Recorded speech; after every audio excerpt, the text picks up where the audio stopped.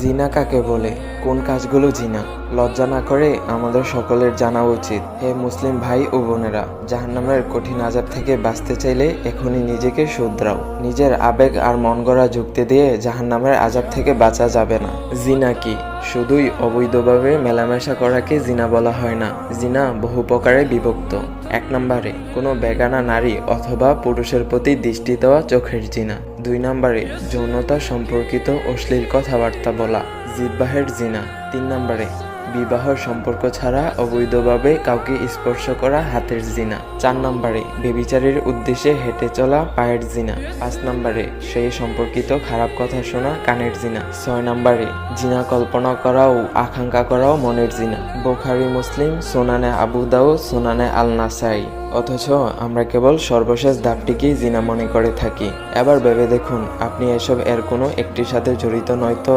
আল্লাহ তাআলা জিনাকে হারাম বলে ঘোষণা করে বলেন, তোমরা জিনার ধারে কাছেও যাবে না, কেননা তা অত্যন্ত নির্লজ্জ এবং খারাপ কাজ। সূরা বনী ইসরাইল আয়াত নং 32। জিনার শাস্তি। রাসূল সাল্লাল্লাহু আলাইহি ওয়াসাল্লাম বলেছেন, আমি স্বপ্নে একটি চুলা দেখতে পেলাম, যার উপরের অংশ ছিল চাপা আর নিচের অংশ ছিল প্রশস্ত, আর সেখানে আগুন উত্তপ্ত হচ্ছিল।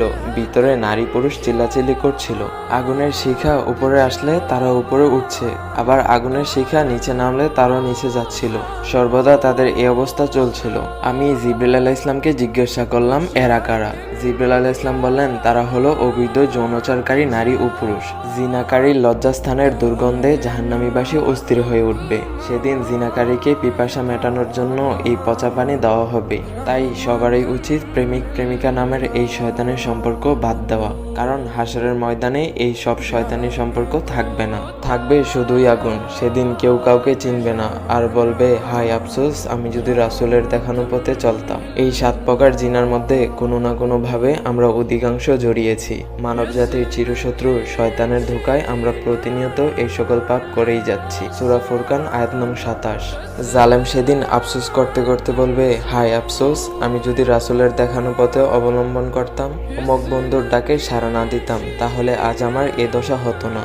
যদি কেউ না জেনে এই অপরাধ করে থাকে এবং খাস দিলে আল্লাহর কাছে তওবা করে, তবে আল্লাহ পাক তাকে ক্ষমা করে দিবেন ইনশাআল্লাহ। সূরা ফুরকান আয়াত নং 68 থেকে 70। ইসলামের স্বার্থে সবাইকে শেয়ার করে জানার সুযোগ করে দিন। তো গাইস, তোমরা যারা আমার সাথে কথা বলতে চাও, তোমরা আমার টেলিগ্রাম গ্রুপে জয়েন হয়ে যাও। আমার টেলিগ্রাম গ্রুপের লিংক আমার টিকটকের বায়োর মধ্যে দেওয়া আছে। ওই লিংকে ক্লিক করে গ্রুপে অ্যাড হয়ে যাও, তাহলে সবাই আমার সাথে কথা বলতে পারবা। তো গাইস, সবাই ভালো থাকবেন। আল্লাহ হাফেজ গাইস, টাটা।